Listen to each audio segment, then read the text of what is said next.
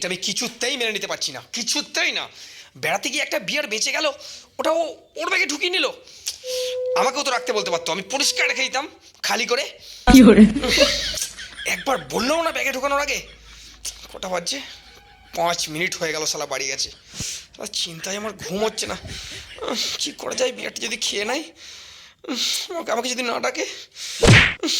শালা নিজের ওপর নিজে রাগ হচ্ছে। ভরপেটটা খেয়ে বমি করি তো সেটাও মেনে নিতাম, কিন্তু এটা আমি কিছুতেই মেনে নিতে পারছি না, কিছুতেই না। এক্ষুনি ফোন করতে হবে ওকে। হ্যালো। হ্যাঁ বল।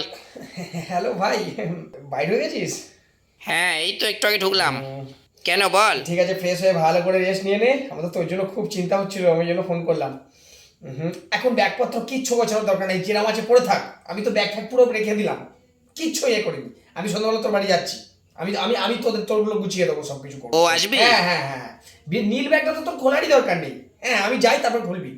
আমরা একসঙ্গে গল্প করতে করতে খাবো। মানে তোর জামাকাপড়গুলো গুছিয়ে দেবো। আচ্ছা ঠিক আছে, তাই হবে। ঠিক আছে ঠিক আছে। আর কি করছিস এখন তুই? এই তো বাথরুমে ঢুকছি, এবার ফ্রেশ হবো। আর বলিস না, যা বালি, সমুদ্রের বালি সব ঢুকে গেছে।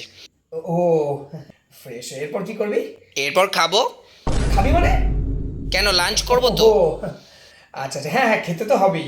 একটা সারাদিনের এত একটা জার্নি গেল, খেয়ে একদম টানা ঘুম দে। আমি একদম তোর একদম ঘুম ভাঙার আগেই পৌঁছে যাবো তো বাড়ি। আচ্ছা হ্যাঁ, আর রাখছি। বলছি শোন না শোন না, বলছি সত্যি ঘুমাবি তো এখন?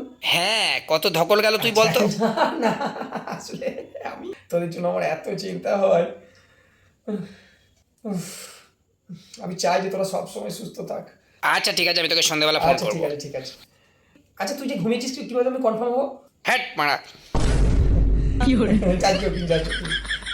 ঠিক আছে, আমি তাহলে যাচ্ছি, সন্ধ্যাবেলা যাচ্ছি।